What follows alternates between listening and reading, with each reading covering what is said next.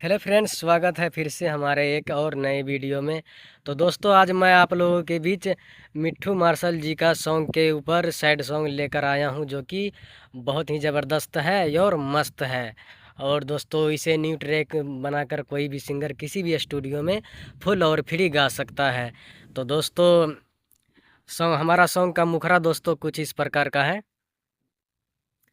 का कसूर भइल बा ये सोना, लगावा देलू केहू से टोना। का कसूर भइल बा ये सोना, लगावा देलू केहू से टोना। जरे अगिया में देहिया से,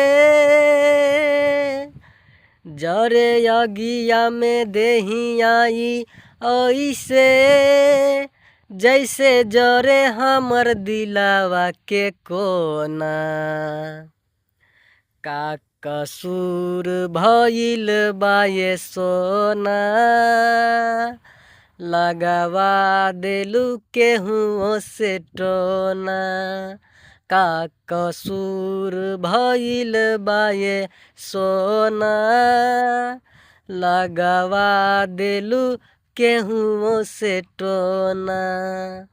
तो दोस्तों, भोजपुरी सैड सॉन्ग है और सॉन्ग हमारा बहुत ही ज़बरदस्त है और मस्त है।